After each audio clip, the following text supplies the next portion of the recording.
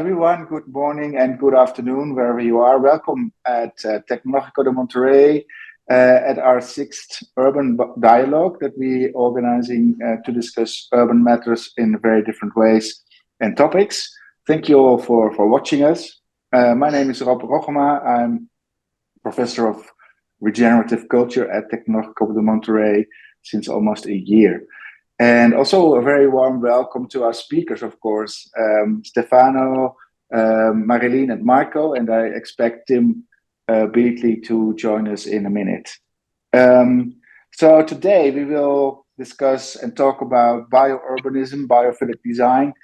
How can we design the city in a way that the biophilic principles are used? It is urgent. But also it seems to be a bit undiscovered by the majority of the urbanists and planners of cities. Can we create livable and healthy environments for everyone, not only human beings, but all organisms that are in our environment? And this thinking should kind of reverse, I would say, the dominance of the human-centric thinking and give space to a more natural balance in the city and surroundings of the city. So the dialogue will have 4 speakers that will present their work and their ideas around this topic, and after which we have a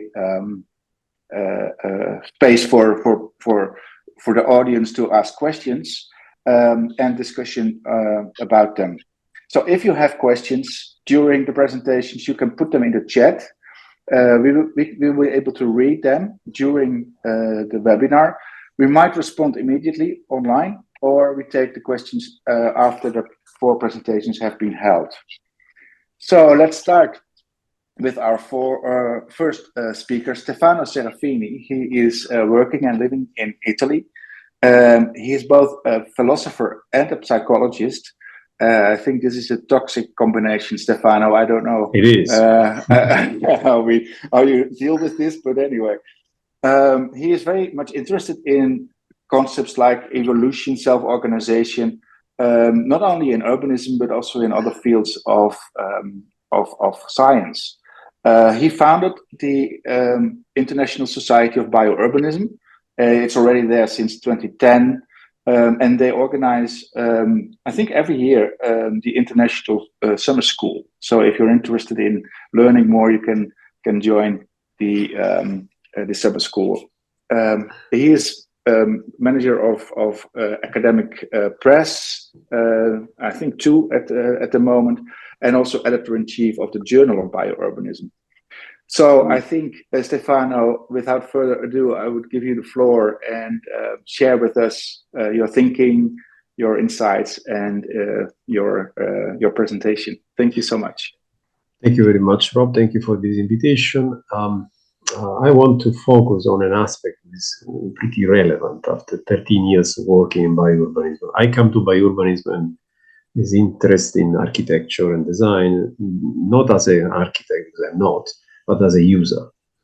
So as all the other human beings that go to live into the environment that usually is designed by architects or urban planners or the forces that use these actors. So let me see if I can. Okay, this is how everything started.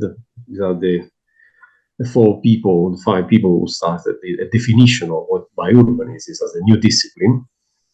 And it's interesting that there are only 2 architects. The others are a mathematician, Nikos Salingaros, a biostatistician, who is Alessandro Giuliani, who is the first researcher in the Italian National Science Center, and myself, who is a philosopher and psychology. What we want to say was a critic of the way has been followed until now in modernity for building, and try to find a new way that put the world of life at the center of this way of building. We established a website, then organized a series of publication, a journal of biourbanism. This is just a few titles of the journal. We made presentation, classes, lecture, university courses, movies, books, etc., activities. Then Marco Casagrande joined us as a vice president, and we started making teachings in the summer school. There's a big event that connects people from all over the world to study this subject. And we had an excellent name with us. One of these is Marwa Al-Saboni, the Syrian architect, author of the Battle for Home. All of these, and then it came to me that they had a meeting with some important, very good architects who care for the environment, care for making life better. And they were discussing, asking me to participate in this kind of context. So building cities in the North Pole, near the North Pole, northern Sweden. And the concept was we had to create an environment that is attractive for people from other countries, from immigrants, from different cultures, so that they can feel at home and they can like to stay there, etc., etc. And the concept was to build something that was not a city. It was just a kind of post in the northern inhabitable areas to use immigrants from Syria, especially at the time, in order to feel home and work for extracting material from nature, etc. So all these beautiful theories that we were building, and so how to make an environment that is biophilic, that is attractive, that is socially embracing differences, etc., was meant to build a monster like that. So to subtract people from the south of the world and put them to work in a very horrible environment in order to extract energy and matter from nature. So I refused to participate and started a discussion with my colleagues about that, because if we consider life, that is biourbanism, life as something like a mechanism, so in a very technically biological term, then we are doing nothing new. We are just repeating the same mistakes that have been done till now. We had to reconsider completely our way of seeing design, but also to see social life that this design represents. This design doesn't come from the outer spaces. I made this little example. It's a little bit maybe emphatic, but I really believe in that. We have two forms of so-called biophilic design, not in a way. On the left side is a famous marketing idea of making the vertical woods, Bosco Verticale in Milan. So you put plants all over the skyscrapers and you say this is biophilic. In the meanwhile, in Milan, a public park has been closed because there are no public funds for that. So the poor cannot access biophilia, the rich can. On the right side, you have this excellent system for extracting energy from wind, and so avoiding burning fossils.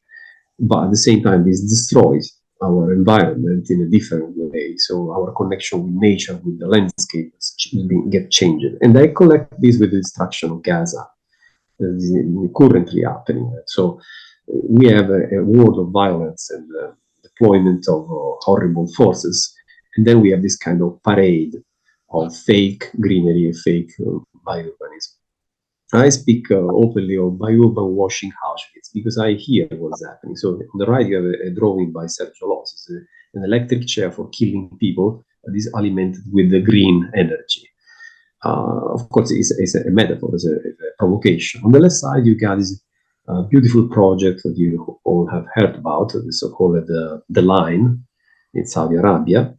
This concept to be a super ecological project with beautiful innovation, etc., etc. Not many people know what is behind this project. It's not only a lot of inputs from an economy that is not exactly clean, but also the killing of nomads who are living in these areas have been evicted, and many of them have been killed. What is life? So my focus is what we consider life, because if we consider life as a mechanism, as a machine, we are totally out of track. This picture comes from a book by Christopher Alexander, The Nature of Order.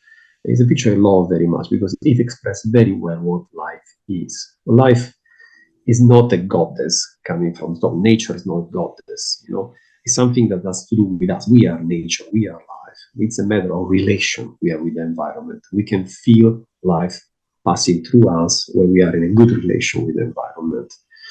And the same is also true for landscape. What is a landscape? It's the civil language that built us.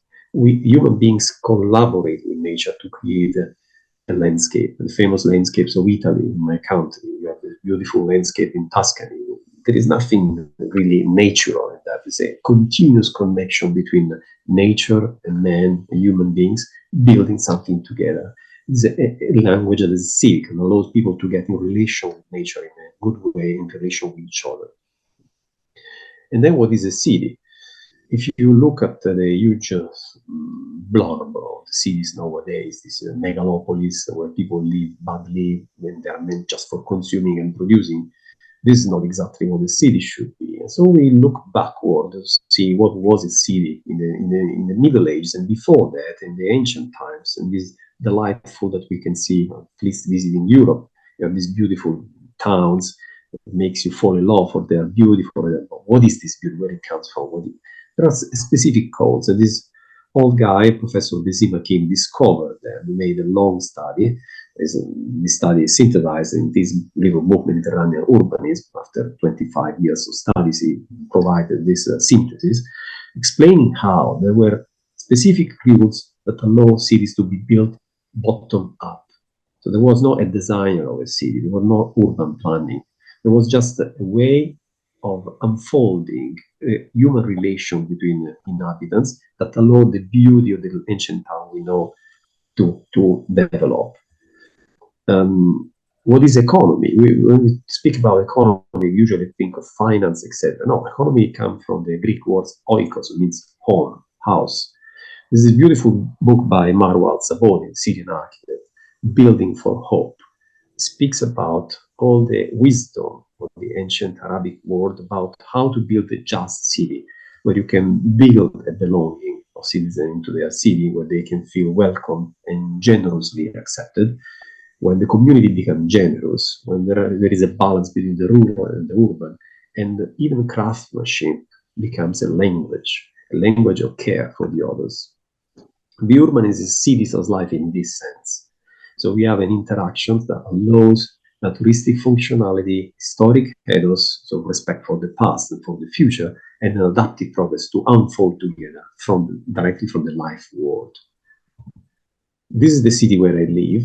Artena is a little ancient town that was mostly abandoned at the end of the 2000 years, and now start being reflourished with new people coming, etc. This town has been built in the 12th century, then destroyed 5 times, and rebuilt again, and still here with the same urban structure that follows the line on the mountain. You cannot access this town with a car. That's why many people cannot enter and they don't want to live here. I love just because of that reason. It's a special place. Marco knows this place because he has been here several times for the summer school. And I show the wheelchair to the right because apparently this place is not biophilic in the sense it's not welcoming for people who have handicaps. Well, one of the participants at summer school comes several times. Is our colleague Christian Zanstra, an excellent young architect from Holland. And this guy is an expert in accessibility. And he always told me, Artena is perfectly accessible. Because when I go there, society helped me. People help me moving everywhere I want. And that's amazing how it works. So I don't need to change architectural design because the infrastructure is social already there. And the same concept as I have a child now, I notice we start my wife using this old ancient system to bring the baby around because you cannot use a stroller. Why people use strollers? Because the model is the city based on cars. So there is a kind of change even in the concept, in the idea that we have in the city. We must use a car, we must use the wheel in order to move. What we need is a meaningful connection. And this meaningful connection cannot be separated from the one with nature and the one from other human beings. If we forget one of the two, we are totally out of track. This is what I learned in 13 years of biourbanism. And the last years has been a little bit bitter because noticing how this term has become a little bit sexy and fashionable. I remember 13 years ago, people were looking down at me saying, biourbanism, what is that? And neuroergonomics, this is so sophisticated, so strange, this kind of stuff that we work with. And of course, this means most care into the relation with what is real, what Marcos speaks about when he says nature. So I give you just a little example. This is little rocks and pictures from a wall that I took in Umbria. I want just to notice you, at the end of this presentation, the eroticism that comes out from these rocks. This life comes out. It's something I would define sexy, not in a pornographic term, in terms of sensoriality and feeling of your soul, of getting in touch with these rocks, with these plants that survive and thrive in this beauty. This is an ancient wall in the ancient city of Segni nearby Artena. This is the view from a window. So this little town that goes together, making love to the mountains. Here I provide a little bibliography that can be useful for students just to begin with. And there are many other books that could be interesting. It's just a little synthesis about the last conclusion I want to solve. And that's it. I think I did it in my 15 minutes.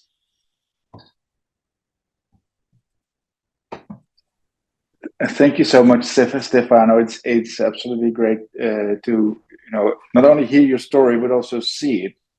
We can actually be with you in Athena, I guess, and I think the connection that you make between human beings, cities, landscapes, and nature. I think that's the one of the essence that we are talking about today, and also bringing that forward to the future. I mean. It's not always about a hand of God that designs things for us, but it is the combination and the connection between them. I think that is one of the things that we need to take into account. Thank you so much for your introduction and a very good overview over what are we talking about actually. A warm welcome also to Tim Beatley, who joins us. He had some trouble with connecting through the link, but hello, Tim. Good morning. Hello. Good morning to you. And if you're okay with this, we can continue with your introduction. Tim Beatley is the Teresa Heinz Professor for Sustainable Communities at the University of Virginia in the US. And he's there for a long time already. And in his career, he wrote a bunch of books on this topic, like green urbanism, biophilic cities.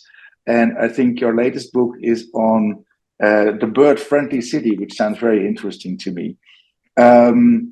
He is the director of the Biophilic Cities Project at the University in Virginia, and also co-founder of the Center for Design and Health in the School of Architecture, which sounds also very interesting.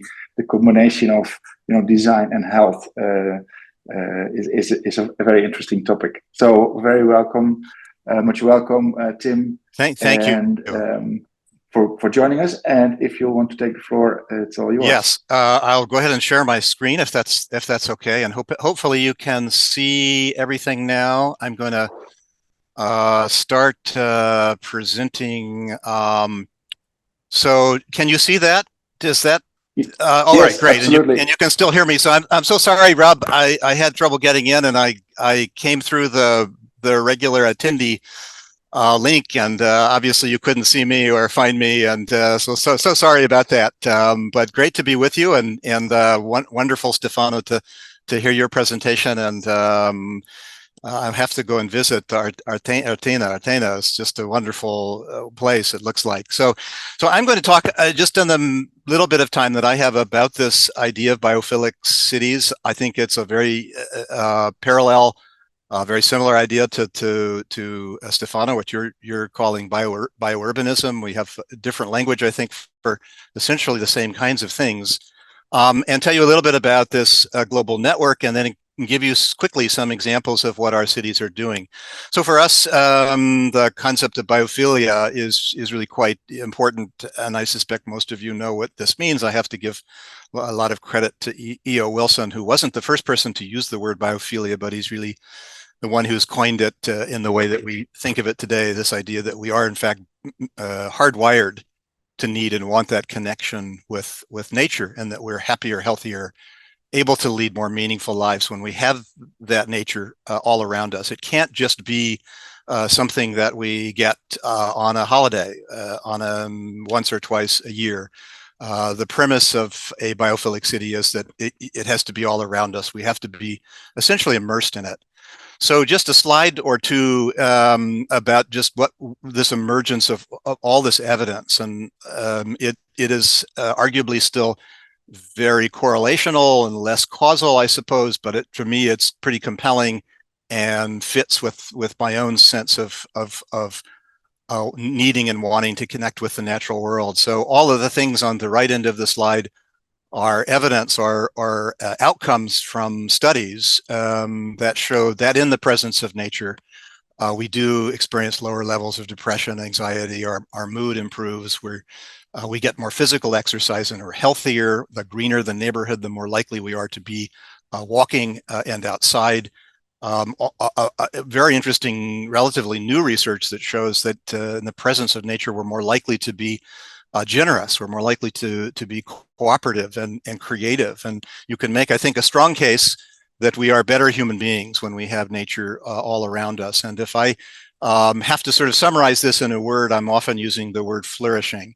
It captures both the pleasure and the delight that we get from having nature around us, but the deeper purpose and meaning and connections that nature will provide. So we could spend the whole time talking about the literature and research and scholarship coming out of a lot of places: environmental psychology, public health, medicine, even economics. So we like to say that just about anything that you can do to make a city more natureful, more biophilic, will make it more resilient. This is an image from Rotterdam. We know that places like Rotterdam are having to manage water.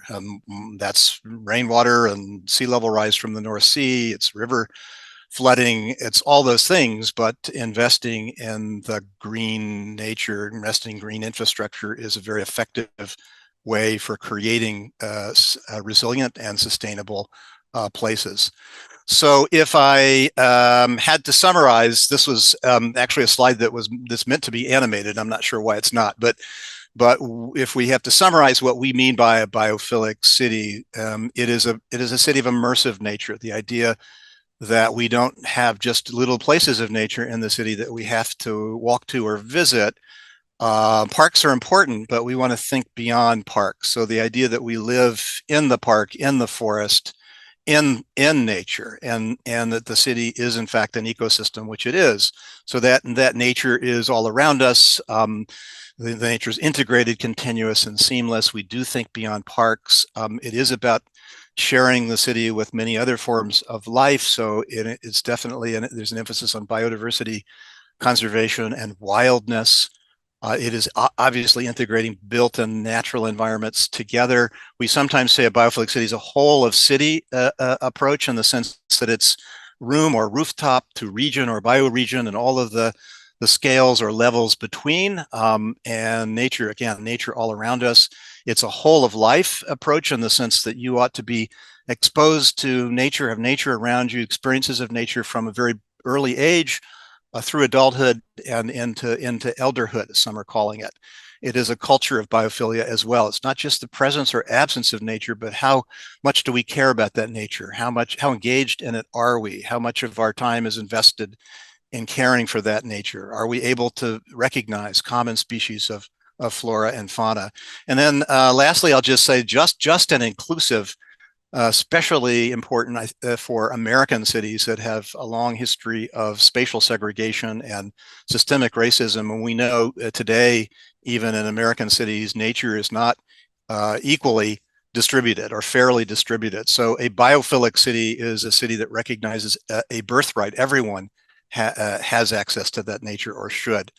Biophilic cities are cities that actively work to connect us to the nature around us and connect us to each other through that nature. It is also about conservation. We're in a period of global extinction, mass extinction right now. Cities are not the only answer, but they are one answer. We have to make room for many other forms of life, and partly that involves coexistence. So about 10 years ago, we formed something called the Biophilic Cities Network. If I forget to to say this, please do take a look at biophilic.org as our webpage. It has a lot more information about joining. This is a presentation to City Council in Raleigh, North Carolina, which is one of our newest members. They are partner city in our network. There are about 30 something cities now around the world. It's a heavier sort of North America and European focus, but we are trying very hard to truly make this a global network. There's again a lot more information on each of these cities. In fact, has their own web page. And Stefano, by the way, Verona has just joined as a partner city. We're very excited, and I think our own, so far, our only Italian city. So lots of things that these cities are doing. I just want to quickly share in the few minutes I have just a little sampling. It is quite remarkable what biophilic urbanism or biophilic city means in these different places. It depends on, obviously, the kinds of nature, the ecology of places will be different, but lots of really remarkable stories of what cities are doing to bring nature into their cities and to grow more nature. As an example, San Francisco, one of our original partner cities, these are images of sidewalk gardens in that city. There is now a new sidewalk landscape permit, so you as a resident can apply to take up some of the pavement in your neighborhood on the sidewalks. Jane Martin here is an architect who spearheaded the creation of this sidewalk permit. Really wonderful, and there are now more than 2,000 of them that have been issued. Part of our ideas, of course, nature, it can and should be grown and protected everywhere it falls in the city, and many opportunities to rewild the spaces of a city. San Francisco, one of the first American cities to mandate the installation of green roofs. Actually, their Better Roofs Ordinance gives you the option of installing a green roof or a solar roof. And many of the newer roofs are actually using this idea of biosolar. So photovoltaic panels that actually provide shade and create greater biological niches in the green roof, and the green roof cooling the PVs and actually increasing the efficiency of their production. So we've got a lot of evidence about this interesting combination. So San Francisco, one of our first cities. Singapore city-state is another wonderful example, another original member of our network. Many of you know, I think, about Singapore has for most of its existence called itself a garden city. More recently changed its motto to city and a garden, and even more recently now are framing themselves, discussing themselves as a city and nature. So the idea of greater wildness in the city, maybe less imagining themselves as a tended garden, and more a city and a wild natural ecosystem. Wonderful programs, initiatives, policies in that city. Some of you know about the Park Connectors Network, now more than 350 kilometers of pathways and walkways like this one. This is one of my favorite segments, the Southern Ridges, where you walk actually through the canopy of the forest in this part of the city. Making room for other forms of life is a big part of this. Smooth-coated otters are now 80 of them in Singapore that have come back to the city. Wonderful coexistence stories here. And partly it's a result of the restoration of the Kallang River in Bishang Park, which you see on the left. And this is an image actually of what it's meant to do, which is to retain stormwater during major flooding. But it's now a meandering river where it used to be, the image on the upper left, just a hard surface engineered flood control project, essentially. I say watch the film. I've meant to tell you that one of the things we've been doing a lot lately is making short documentary films about these stories. So we have a film page on biophilic.org, and we've discovered that sort of 5 to 7 to 10 minute length is just a perfect sweet spot for conveying the essence of a story, an inspiring story. So we have a film about the otters. Edmonton, Canada, another of our partner cities, emphasizing ecological connectivity in its all stages or all levels of its planning. really interesting how they are looking at the city through, as this slide suggests, through the eyes of a bird. So they've been using circuitscape modeling and circuit theory to sort of understand where there are blockages or places, for example, where the tree canopy prevents birds from moving through. Most dramatically, they are now requiring wildlife passages in almost everything that they build, and every road that they build. They have more than 35 of them. And here you see on the left images of one of the more recent of them. And by the way, as a result of that, they've seen a pretty dramatic reduction in car wildlife collisions, which is an important outcome as well. Pittsburgh, Pennsylvania, another biophilic city in our network, partner city. Just a few images of what this means to them. It's about forest canopy cover. It's about parks, certainly. It's about water. It's about connecting to that water. It's about, rethinking everything in the city. Even a human engineered bridge you see here could be a nesting spot for peregrine falcons. Lots of green and biophilic buildings in these cities. This is a wonderful example of the Phipps Conservatory in Pittsburgh and their Center for Sustainable Landscapes. It's a wonderful green building. You see the public green roof on the top, windows that are operable and let breezes in, wonderful views of trees around this building. We've got a short film about this as well. It's also a certified living building under the Living Building Challenge. A lot of our cities are thinking about trees and tree conservation, tree protection, protecting existing trees, but also growing and expanding their tree canopy and trying to address the inequity in the distribution of trees and tree canopy. So Pittsburgh has set some goals there and is embracing this idea of tree equity. Last thing I'll say about Pittsburgh, a lot of our older cities have existing infrastructure that's contributes to their biophilic qualities. Pittsburgh has a wonderful history of city stairs that provide access and movement through this very hilly topography, and these are being restored now. There are 850 of them, and they are the best places to get out into little tree forests and little snippets or areas of wildness in the city, and they provide remarkable views. So Raleigh, North Carolina, another example. I wanted to just mention that we're right now in peak migration, bird migration here in eastern US or North America. Cities like Raleigh now are finding ways to turn off their lights and turn off the lights in municipal buildings. This is a major danger for birds. And I did want to just mention, building on what you said, Rob, about my last book, the bird-friendly city. I've been spending a lot of time lately thinking about what that means, and it's about making buildings safer. It's about using glass and facade treatments that birds can see. It's a huge issue, at least in this part of the world, and actually quite positive stories now, like the city of New York has the largest city really to adopt mandatory bird safe standards for glass. That's really positive. I think we need to go a step further and really reimagine buildings as habitats. This is an example of a wildlife friendly project that we've profiled in the UK that incorporates swift boxes, bird boxes, and kind of reimagining that building as a habitat. So I'm about out of my time. So I'm gonna just flip through the rest of my slides. Wonderful example from Perth of bringing water and water habitat into the city and converting a very sterile chlorinated water feature into a native biodiverse wetland. A lot of our work has been around trees lately. We're not going to have birds in cities if we don't protect the trees. We have a lot of evidence about the mental health benefits of trees and birds, and bird song, by the way.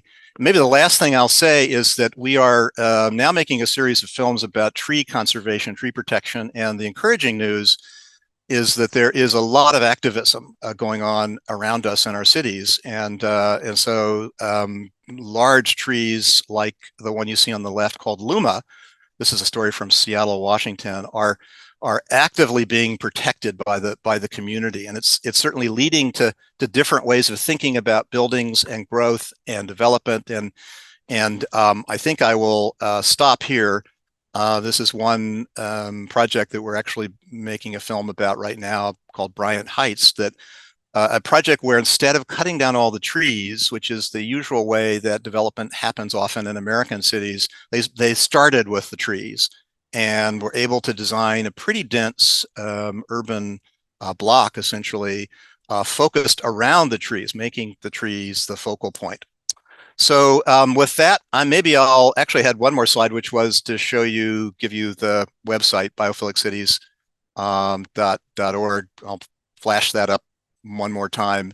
And we would love to hear from you. And if you happen to be somewhere in a city that might like to be part of our network, I'd especially love to hear from you. So I'm going to stop sharing at this point. So Rob, I hope that was about 15 minutes, maybe a minute longer. Sorry about that. No problem at all. No problem. It's a great story, Tim, and thank you so much for sharing all your examples and your insights as well. I think one of the main points that you mentioned is that we have to immerse in nature instead of seeing it as a square that we dedicate to nature and think we do a good thing.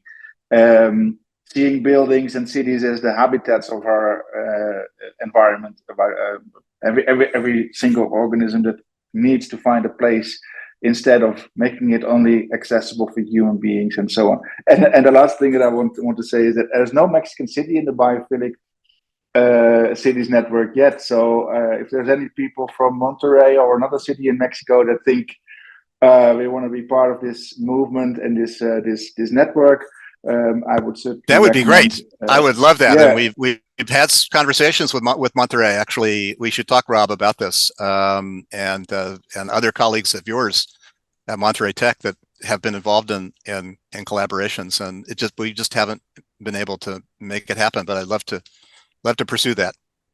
Yeah, let's talk after the webinar on this topic, and I'm sure there will be opportunities to make it happen. Thank you so much, Tim, for your talk and your contribution to the webinar. We move on to our next speaker, Marilyn de la Torre. She is one of my good colleagues in Tecnológico de Monterrey, working on regenerative design in many different directions.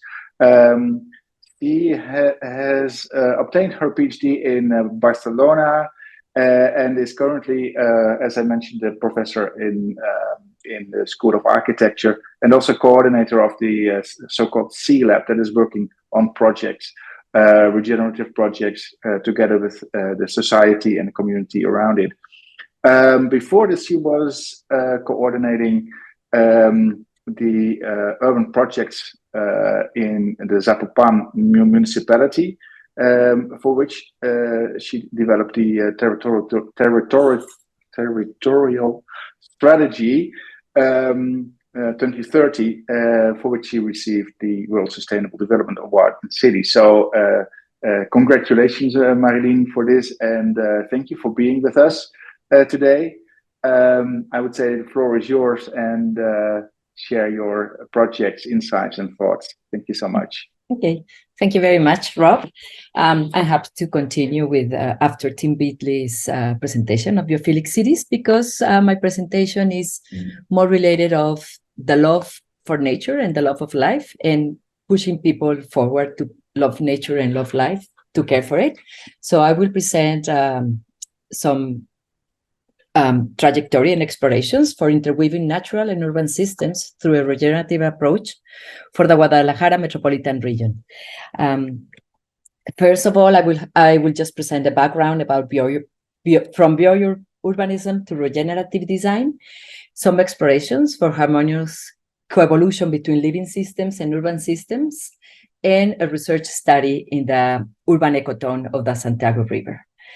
First of all, some of the inspiring references or key points in urbanism that I always like to mention and remember and inspired from is the open space system of Frederick Law Olmsted at the end of the 18th century, in a way of organizing nature coming into the city. Also the finger plan for Greater Copenhagen, how it organizes the growth of a city with infrastructure systems and natural systems. And of course, the Green Belt of Vitoria-Gasteiz, which is a way of interweaving nature from ecological systems into public parks and transportation systems. After that, the integrating ecosystems through urban green spaces of Barcelona Green Plan from 2020. It's a way of developing spaces with a focus on connectivity and biodiversity. So it's a Mediterranean city built with very hard spaces, but how nature comes into it and relates the mountain, the Collserola mountain, with the Mediterranean Sea. So these are the inspiring lessons we've been working on. But I think the most important thing that we have to push forward is to change our anthropocentric view or urban view to a more biocentric approach. So in this way, the regenerative approach proposes us a systemic and ecological action that will shift from this anthropocentric perspective towards an understanding that we are part of a living systems in coevolution. So how can our cities be part of this biocentric approach? So we are working, as Rob said, after 3 years on the regenerative development framework, and how can we move forward from a green movement or sustainable, where we try to do no harm to the systems, to a more restorative relationship, reconciliatory, and after that a regenerative way of evolving the city with the living systems that we are part of that. In that sense, the coevolutionary mutualism is the way that we are focusing our projects. How can we coevolve, that populations interact with the ecosystem that they live? It's a way that we're going to survive, protecting our ecosystems and bringing them back to our urban and natural systems. So in this sense, the living system thinking is like the key point for us, understanding the exchanges, the boundaries that we need to make them flow, the continuous resource cycling, the life as process and not as things. And we can see these patterns of living systems in the larger region with the water networks, or in the mycelia of the roots of a forest. So these patterns is what we will be looking forward to apply strategies in Guadalajara. So the explorations we are focusing on is to understand that everything is a nested system, and we have a control sphere that are the projects, the master plans, or the specific architectural designs, because they relate to a proximate whole and a greater whole, and our projects tend to be these nodal actions that will activate regeneration. So the first point is to understand the place in a larger vision, to see what this place has to offer to the world. How can it evolve? So Guadalajara, we look Guadalajara in this larger region as the Mexican dry and coniferous forest bioregion, which is in the interconnection of the Sierra Madre Occidental and the Trans-Mexican Volcanic Belt.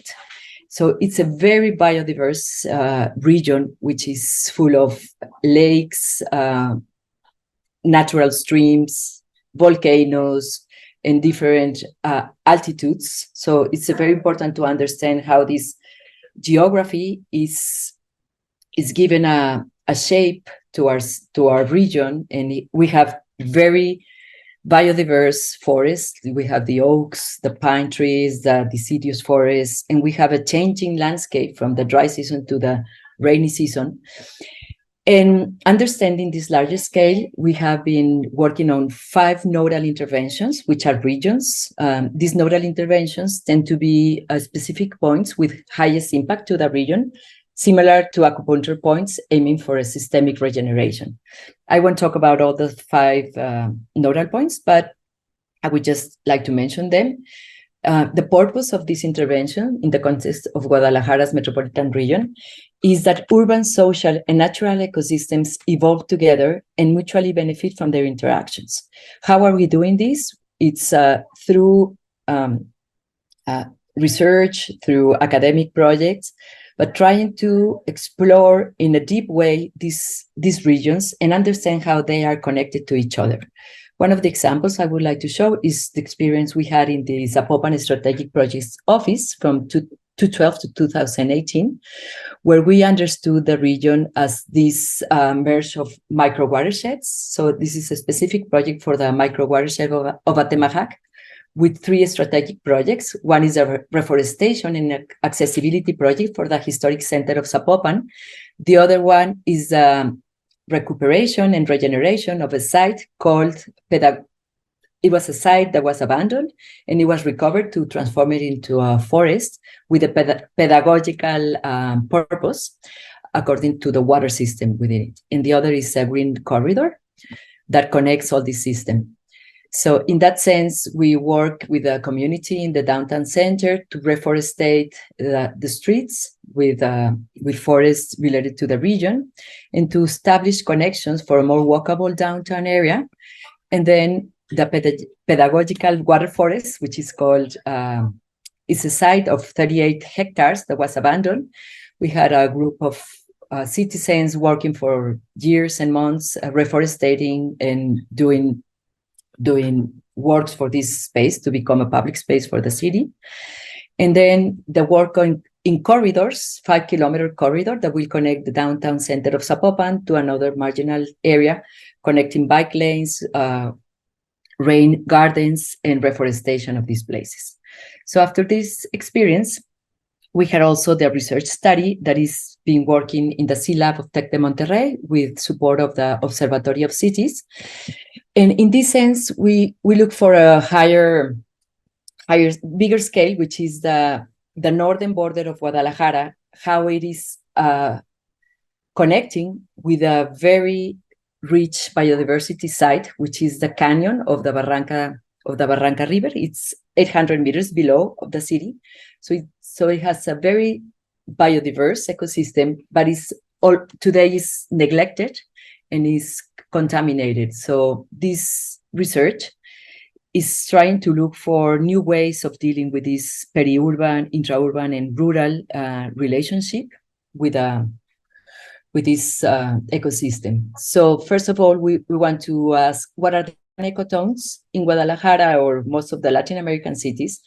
It's an urban ecosystem that is related to a natural ecosystem, but its relation is in marginalization and service deficits, because usually, most of the times, they are the periphery of the city where nobody wants to live.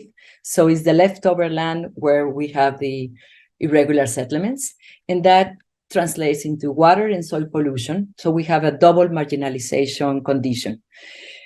We look on this ecosystem which has a very varied and beautiful landscape that changes throughout the seasons, in a very dry season and a very wet season. And it's a very important site to love nature and to care for it, but right now it's been neglected. So we analyze the population that lives there. It's almost more than 102,000 million people living in this border, and they live in irregular conditions with marginalization and very deep problems of violence, lack of resources.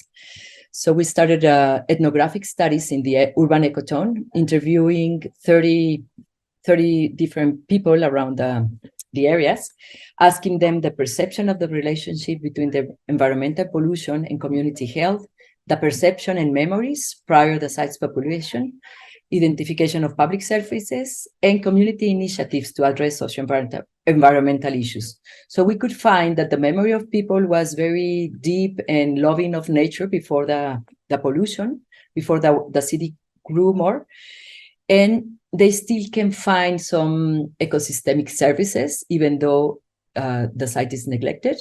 But also we found a variety of social organizations that are working individually or related to other organizations to regenerate the site.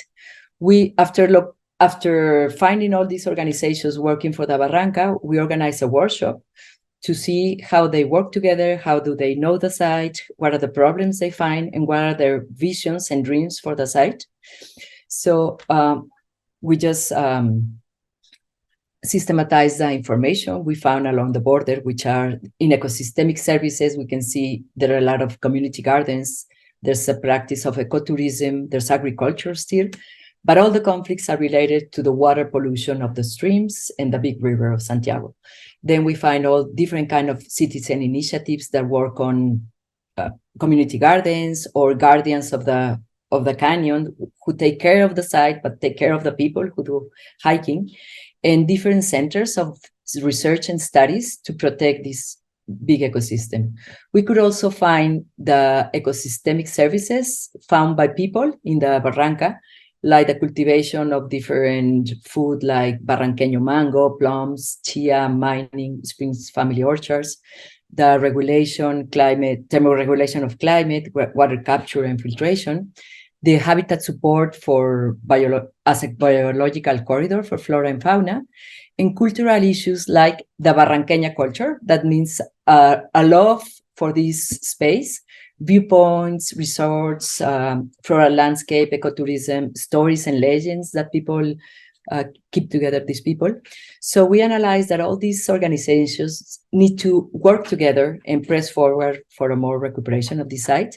We also had a design workshop with students to analyze a specific site with the neighbors on the area and see how empty sites could become an interweave network of green spaces of the Barranca, of the canyon, coming inside the network of public spaces. So our proposals are related to recovering all the streams, becoming biological corridors, and then have specific viewpoints to appreciate nature, and then connect to all the public spaces along the border. And in this way, we find a very important urgent action would be bringing rivers back to life. From a regenerative perspective, restoration of this urban ecotone water system requires a shift in consciousness, stop treating them as dumping grounds and recognizing them as living systems.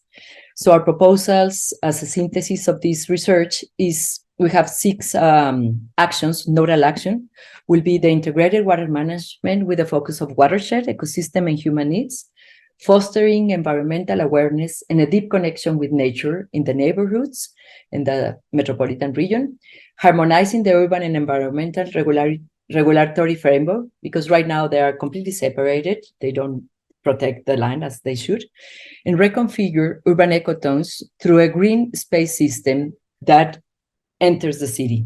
Also strengthening the agendas of collectives promoting community and nature care, and a comprehensive neighborhood improvement focused on biophilic design.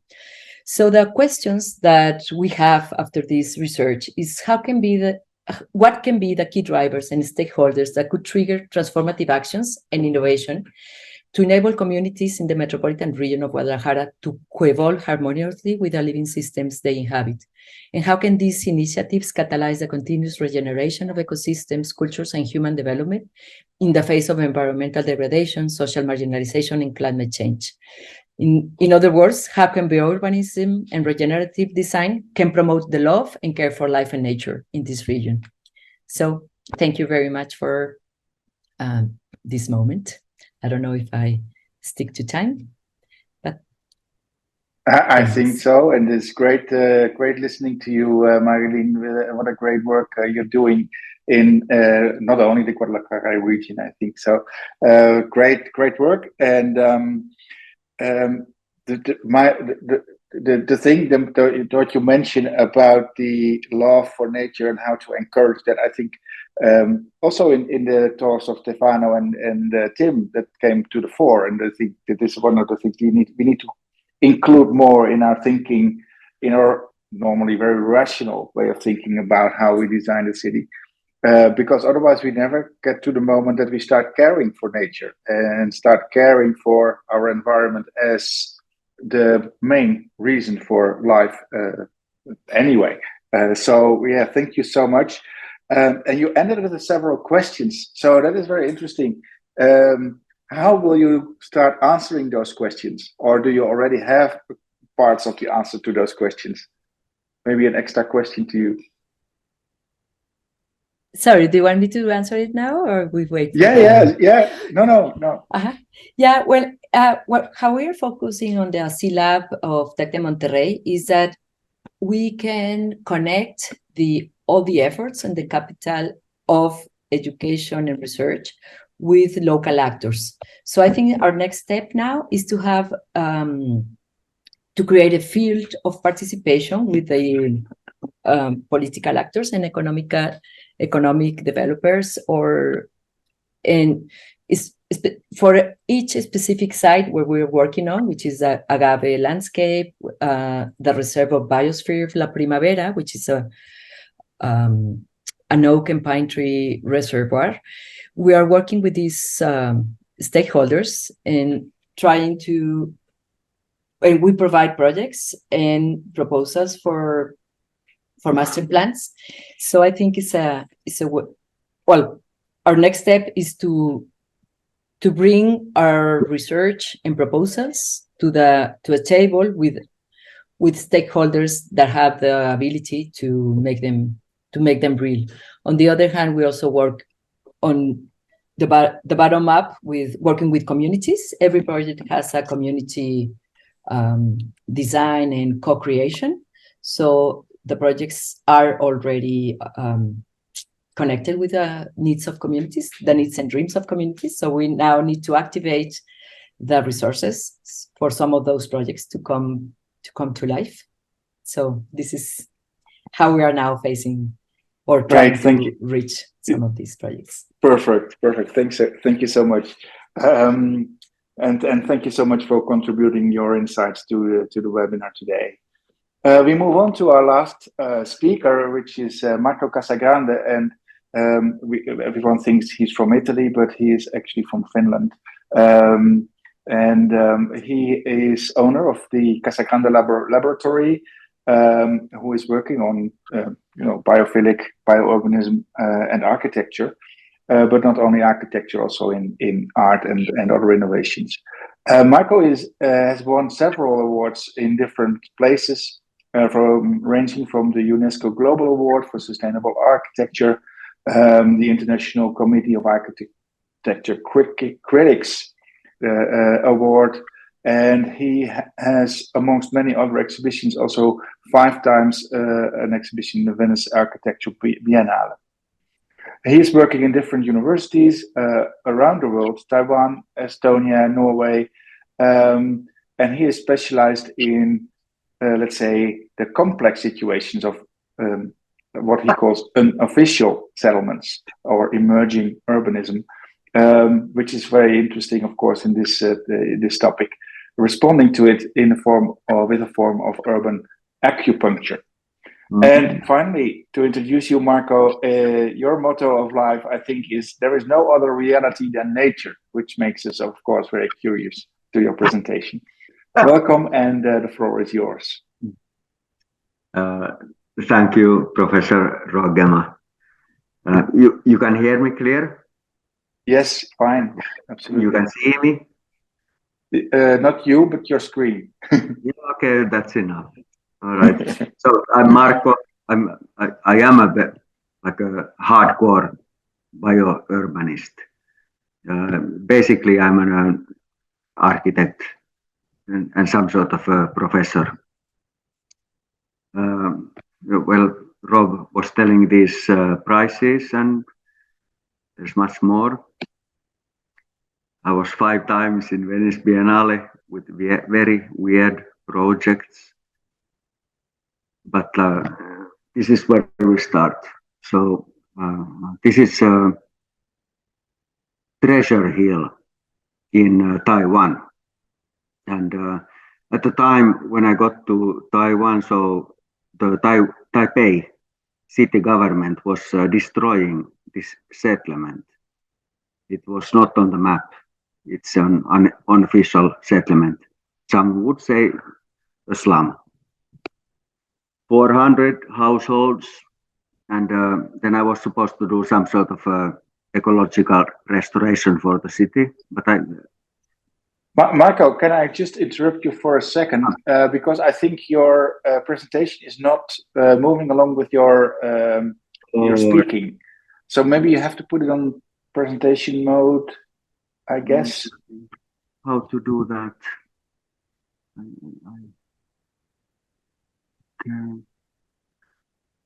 If you go down with your cursor to the right next to this to the volume, left to the volume, and click on that. Left there, yeah. Yeah. This one? Yes. Will it move? Try again. Yeah. Now? I don't think so. Okay.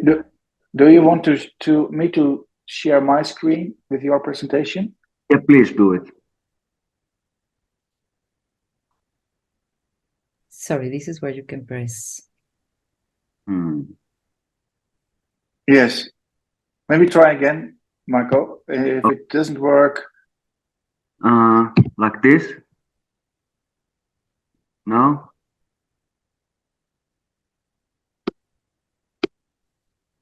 I guess it doesn't work from your end. Let me open your presentation on my sure. screen, and then. Sure. No problem. We will fix it. Yeah.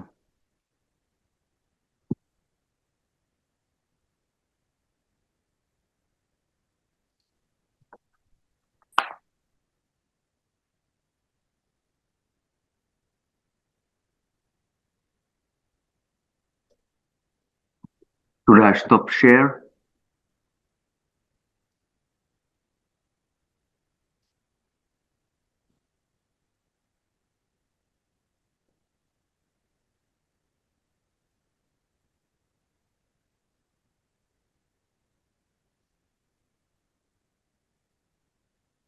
So here you are again. Yeah. There's your full screen. Yeah. Okay. So just let me know. I think Okay. you were here, wasn't it? Somewhere there. Okay. This is Treasure Hill. Somehow around 400 households living there. In like a modern language, we would say this is a slum. But when I actually was like examining this is much more sustainable than the surrounding city. Next one, please. Next one. Yeah.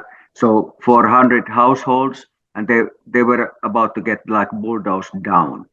The surrounding city said that this should be a park. Next one.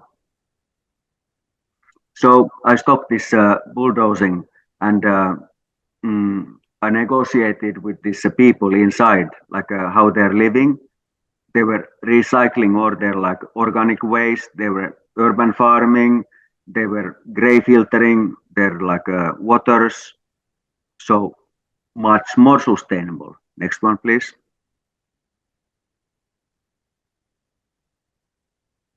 Okay, here we are restarting the farms.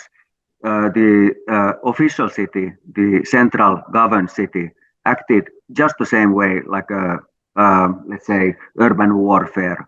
First, kick off all the possibilities to life, like in this case, farming, access to water, little connections between the houses, so that instead of one organism, it would be just like a set of houses. Next one.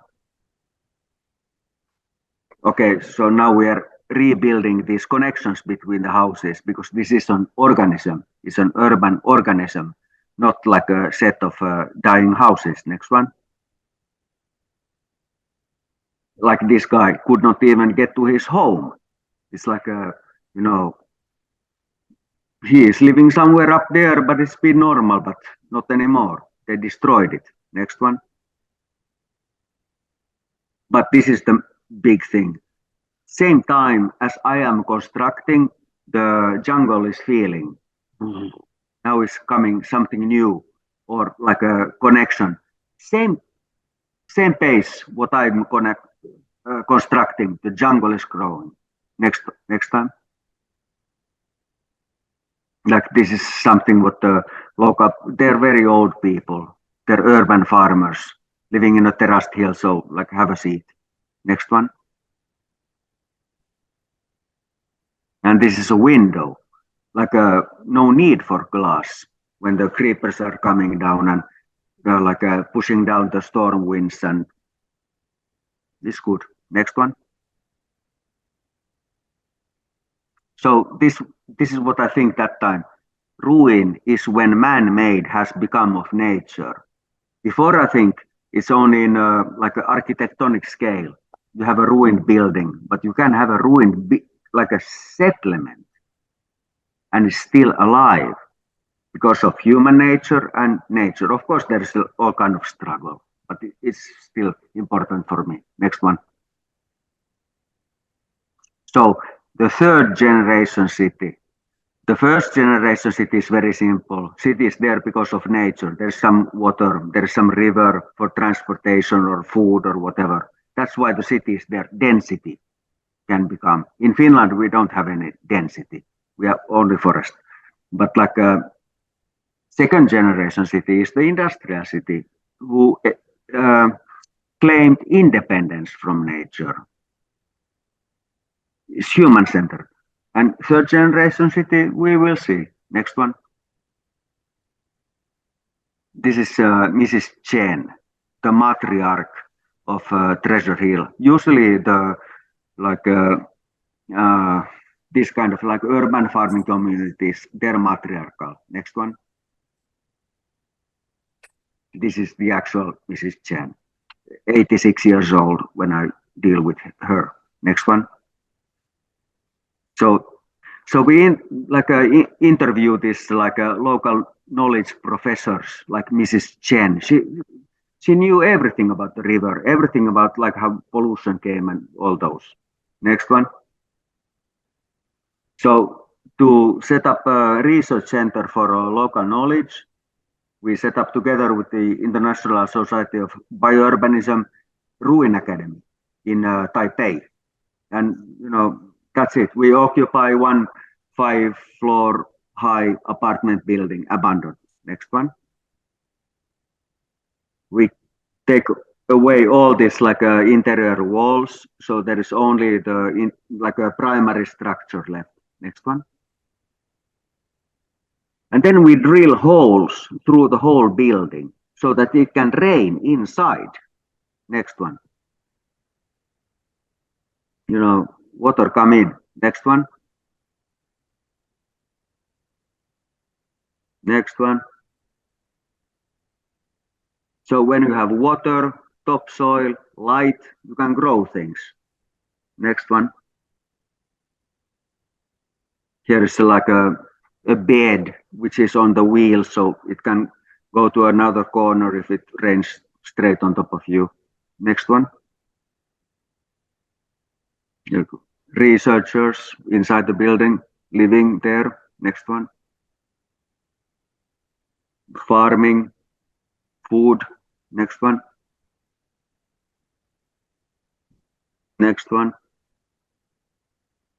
And this like a model. We make a like really big scale model. I don't know, 120 meters high that we can take to the neighbors because otherwise we cannot talk to them.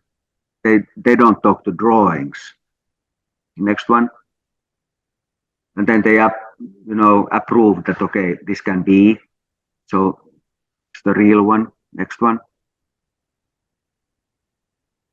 This is like very barbaric, like a caveman style, but in the heart of Taipei City. Next one.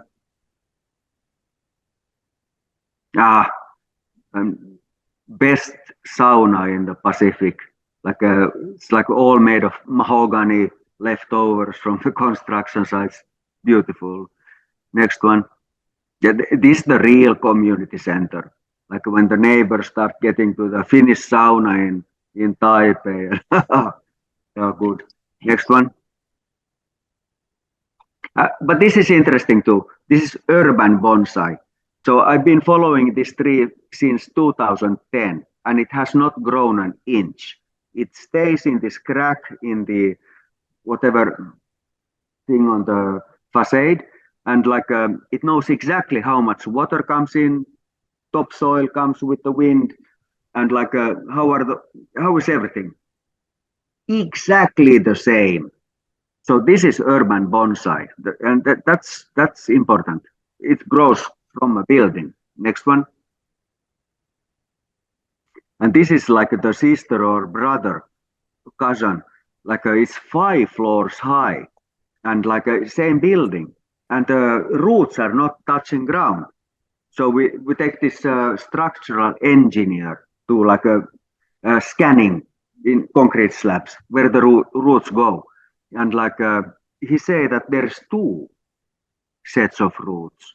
One goes into the sewage system and it takes all the energy of the building, and the second one goes to the concrete slabs of the floors.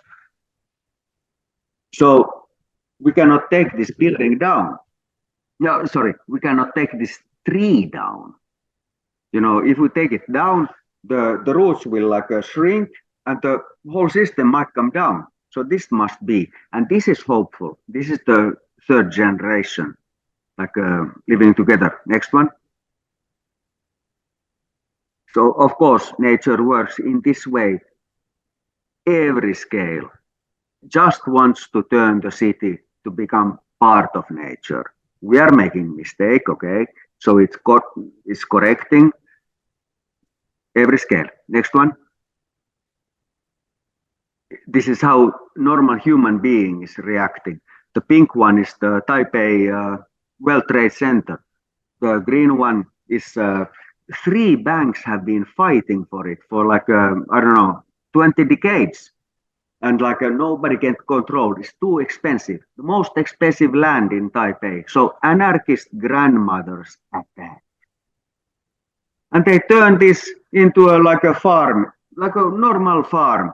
And like school kids come from the schools, you see these like containers. So they do their homeworks. They carry the heavy water for the mothers or grandmothers. And it's been there forever. So this is a penetration through the industrial city. Next one, please. And these are all these urban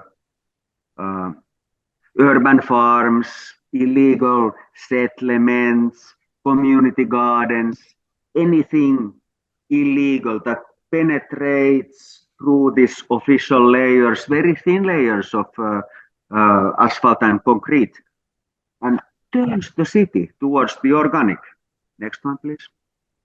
So that was the original map of urban acupuncture. This is the official map. It's nothing. 7 million people in concrete. Next one. And that's the answer of the central government, how to live together with nature. 12 meters high, reinforced concrete wall, other side nature, inside mechanical man. Next one. So this what we've been studying with this together with Stefano Serafini with Ruin Academies, illegal architecture, urban acupuncture, river urbanism, urban nomad, organic machine, parasite urbanism. But this is not our inventions. It's what the grannies are telling us, anarchist grannies. Next one, please. Okay, totally new sphere. This is CLT, cross-laminated timber, fabricated engineered wood. Next one. Can make very long slabs, 70 meters long, 3.5 meters wide, 62 400 millimeters deep, like a concrete, but it's wood. Next one. And you use computers to make the whatever windows or what you need. Next one. So for this, like bread and butter, like our office, for example, we make apartment houses. This is 6 floors high. It could be higher, 17, whatever. It's the same strength like concrete, but it's totally natural. Next one. Or we make very mini. This is the footprint is like a 1 car parking spot, 2.5 times 5 meters. So wherever your car can go, I can build a apartment building. Next one. Or like this. It is we won this competition. It's the world's largest contemporary wooden development in the world. In Norway, Bergen. 420,000 square meters, all wood. Next one. This is what it is now. It's an industrial harbor. Next one. No, boring. Next one. And it will become like this. Totally massive wood. A huge carbon sink. A huge one compared to concrete. Next one. Next one. Yeah, local knowledge of Norwegians is the ships. They must come in. Next one. Looks still a little bit boring, but main thing is all solid wood. Next one. Or then you go to this direction. This is like a high-tech slum. Like we are learning from the treasure hill, but we are building the mountain out of the cross-laminated wood. Next one. Is the basic module, 6 times 6 times 6 meters. You can have 2 floors, 1 floor, or leave it empty. Next one. Okay, when you put sticks together, it can grow or it can die. Next one. So in this case, we are dealing with a island in the Xindian River inside of Taiwan, which is flooding. So like when the typhoon comes in, the island disappears. Next one. So here's the basic form. It's just like a boring sticks. Next one. And then when the people attack and put in there like a local knowledge or what they want to do, they can use like whatever material, like a broken bricks or whatever. Our construction takes care of the primary construction structure. And they can do whatever. Next one. There's a slum. Next one. So we also like take the water from the polluted river, Xindian River, quite heavily polluted. We have some inner organs inside as a environmental technology to first cleanse the water, then pump it to the roofs. Then we have the jungle for root cleansing, oxygenizing, and then with gravity it comes to people and their farms. Next one.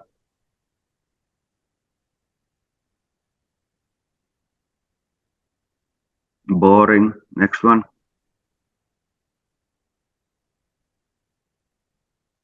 Yeah, same. Yeah, okay, everything is farmed.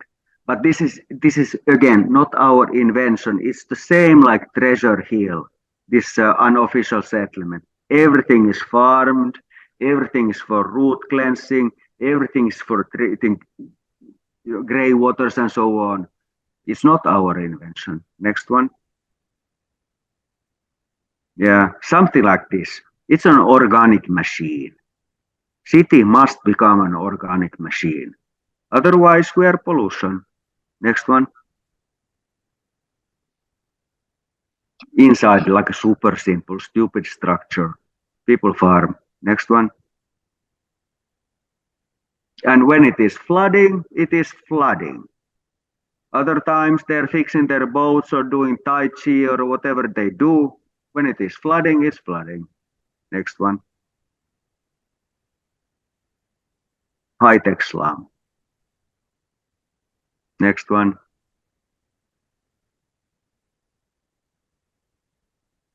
And that's the one module, 6 times 6 times 6 meters, takes 2.5 hours to build up. Next one. Some posh images of the same. Next one. Next one. Or you can build it on top of your like infra, like machines. Like this is now for the Helsinki harbor. So like this 5 times lighter than concrete, you can self support and so on. So just build on top if it is so hard to negotiate with industrialism. Next one.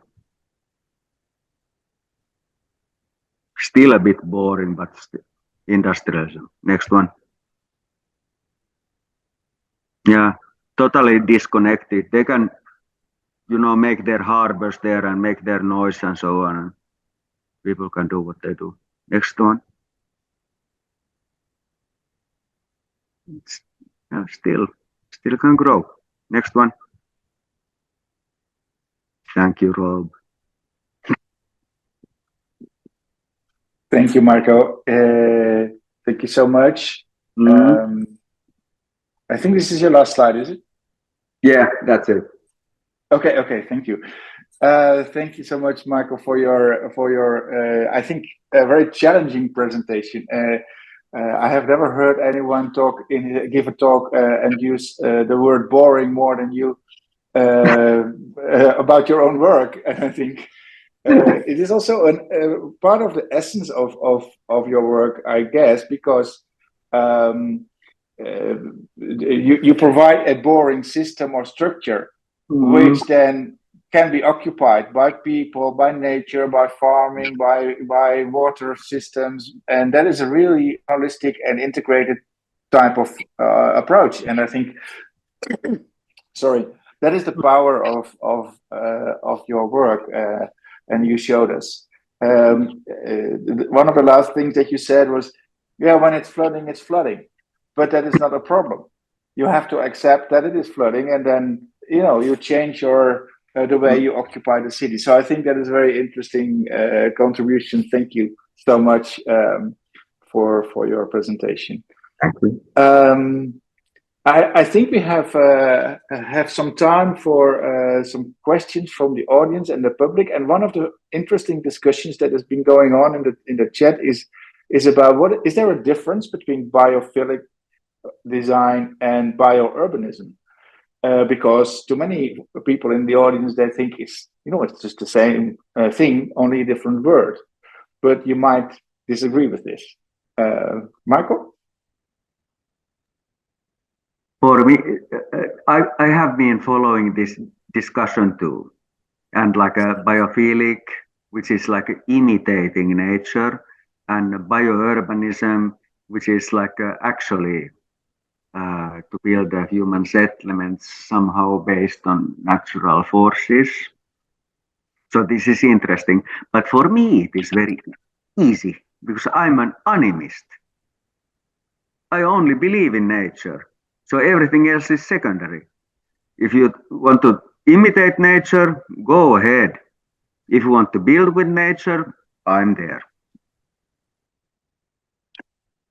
So that's an interesting comment, and I think maybe Tim, you have an opinion about this discussion as well. Yeah, I don't necessarily disagree, but I don't think I'm not embracing a model that's about imitating nature. I mean, there's a lot of biomimicry, out there that we could talk about, which is another label and another framing. But my concerns are very much about real nature and about conserving, protecting real nature, living with nature, coexistence. Maria talked about biocentrism, and that's really I didn't have really time to talk about that, but there's a philosophical underpinning that is very biocentric from a philosophical point of view. That nature, the birds I love so much, are not just something for us to enjoy; they have inherent moral worth. And we are duty bound to do what we can not to kill them and not to create cities that kill birds. It's an ethical underpinning. So for me, biophilia, literally the love of nature, is a word I like a lot. A lot of people kind of go, well, what is that? We're more comfortable using that word now, but bio, the life, and philia, the love. I mean, love has come up, Rob, a couple of times. You've commented that's a really key element here. So, yes, I think if you look at biophilic design, as applied at sort of a building scale, bringing more nature inside. Certainly murals and art and shapes and forms of nature. I'm not sure I would call that imitating nature, but yes, that's a kind of reference to nature, right? That's a little bit more. There are people who do more of that or emphasize more of that, and I'm not necessarily one of them. But there is value, to referencing nature in the things that we build. But my primary concerns have been about actual nature, so and designing with nature, essentially. Going back to McCargian roots in some ways. If I may, I remember one of the first students coming to the summer school in Athens to study biourbanism. Actually, she's a brilliant American architect, and she immediately come back and established an institute that take care of how making offices more efficient using biophilic design. That is exactly the opposite of what biourbanism is, in a way. So my point is the goal, and when you think about nature, what we mean with nature, because biophilic design, in a way, and I appreciate it a lot, it's a way of using nature for the sake of something, for the sake of what we think is right, etc. And for example, the UN goals about how to manage nature and environment, society, etc. That scares me a lot, because this kind of global vision where we think we can organize and say what is right to the rest of humankind. And of course, nature is good, something good. Biophilic design makes something good. Even making an office be more efficient is not a bad thing. But when you talk about biourbanism, you take another perspective, because you start using the lens of Lebenswelt, what Edmund Husserl was talking about that. So this vision of life that becomes an evidence of who you are and where you are. So it's a kind of a total change of perspective. What Marco says when he says, I'm an animist, because he gets into connection with something that is bigger than us. And this is the basis probably of biourbanism, because the first definition was a typical technocratic as well, but was meaning that life has its own perfection, that is not human perfection. We can learn from that. This is where biophilic design and biourbanism joins, I think. Stefano? Yeah. I would like to ask a question. In the language is important, of course, and how we talk about things and think about things. And there has been this rush to use the words nature-based solutions, nature-based solutions to this or that. And that it's mostly come out of Europe. But it's now permeated into in North America and the rest of the world. We're now I find myself saying it sometimes, and there is some value to it in terms of getting people to kind of understand what we're doing. But a bird is not a solution to anything. It is a living creature that has inherent moral worth and deserves to have a life, right? And we need to respect and protect that bird. Is that language, does that framing of the issue, which seems to be the dominant way that we're doing it today, is that problematic, I wonder? No, not really. I mean, it's not problematic when you talk about that, but when some bureaucrats speak about that, even the bird becomes a kind of asset, a political asset, an ideological asset. Right. That's the issue. You know what I mean? Okay. Marilyn? Yeah, I would just like to add that it's not just us in our position with nature, but it's understanding the greater whole, because cities are there because nature was first. What did the first settlements found there that they could nourish and find refuge? There was something in nature. So if we go back into the systems, these natural geological patterns, biological patterns of a place, if we understand that place, then how can we adapt our cities to these water systems, to these geological issues?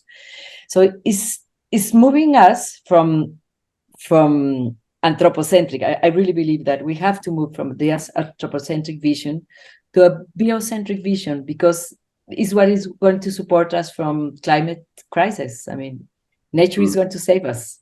It's not.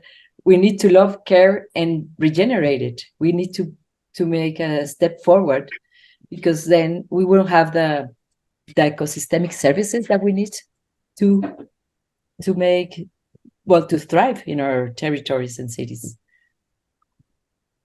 Thank you, Maria. I would like to add something which is actually from Dr. Serafini. So nature is the only full language. And in our different stages of human development, we try to negotiate with it. And with this industrial stage, it is somehow problematic.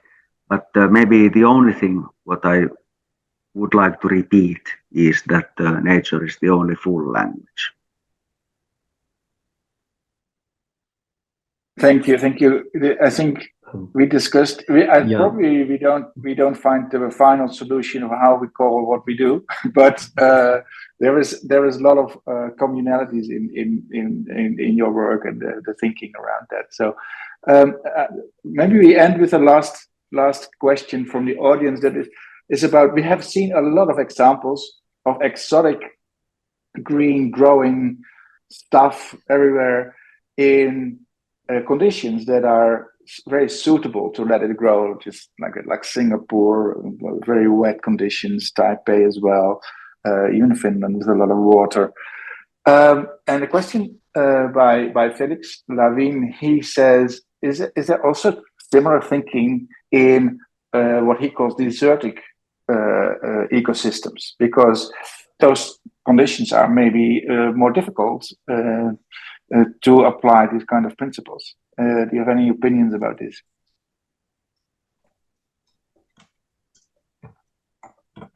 Marco, go ahead. I think the dry climate is easier. I would go for the desert. No problem. Okay, now we have to probably explain that a little bit. No, for example, when I'm thinking of the wood, and when it is connected with certain kinds of like a humidity, so I need to protect it in different ways.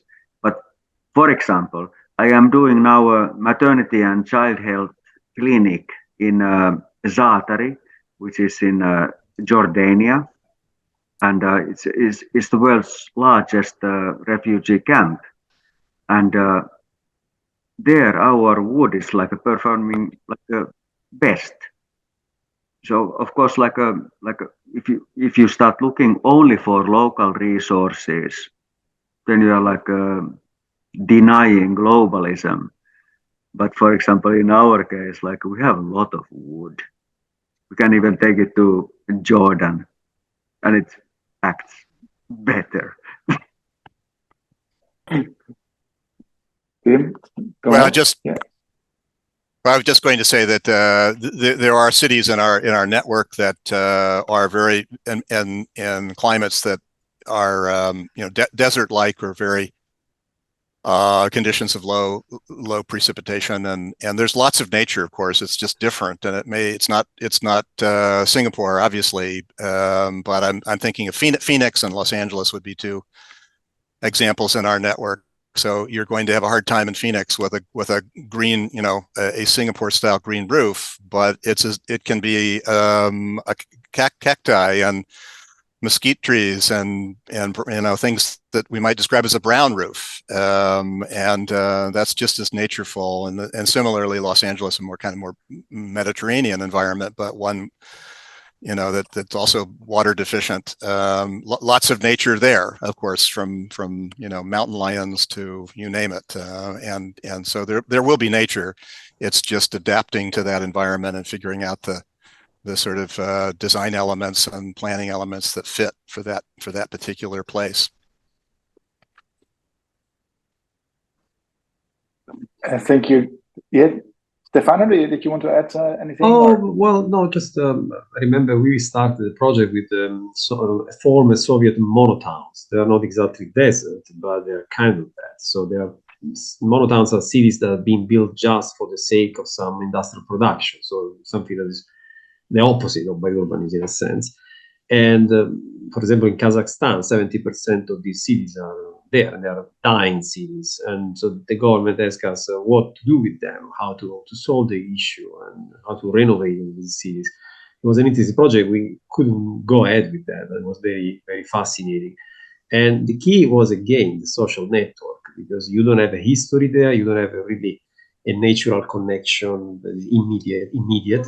You need to start from sociality. An interesting thing is the connection, for example, with this Khrushchev, this Soviet structure, where usually people take them as example of horrible places to live in. That actually is not true. Because if you go and live in these places, I've been doing that, you enter in an ecosystem of social connection and relation and help of each other, etc. Is marvelous. It makes that place really home. So it's not just a matter of design and structures. It's something that goes beyond. It goes into the invisible part of design. We should take more care about that. It's a kind of savvy design also we need to take care of. And design comes after. And usually you got this, when Marco speaks about helping nature to help us in a way, is that we could do. I see biourbanism as a new form of architecture or design, somebody who interacts as a connector among these forces. So the first force is the force of nature. The only point I want to add about nature, that we are nature as well. We always forget this. And nature is stronger than us as egos, as a civilization. It's stronger in the sense that it's stronger inside us as well. So I am not worried at all about the health of the planet or the health of nature, because nature is much more stronger than us. I'm more worried about the health of our civilization and culture going to collapse. Thank you so much. I think we have to end our conversation. We are a little bit over time already, and it's a pity because I have the feeling we just got started in the exchange. So maybe we should repeat this one day and continue the conversation. I think we are having a lot of topics and interests, shared interests that we can build on in the next conversation. So thank you very much, all four of you, for your wonderful contributions and the discussion that it brought about. I think it was a wonderful session. So thank you so much for this, and hopefully we can meet in a similar forum very soon again. Thank you. Thank you, team. Thank you, Maria Elena. Thank you, Marco. Thank you, Harvin. Thank you so much. Thank you, everybody. Thank you, all of you. My last comment would be, or not a comment, but to the audience, is announcing the next Urban Dialogue, which will be on the 22nd of November. And then we will talk about urban ecology, which is very close to this topic, of course, but might be a very interesting continuation of the conversation we just had. So thank you again, and hope to see you soon. Thank you, everyone. Bye-bye. Ciao.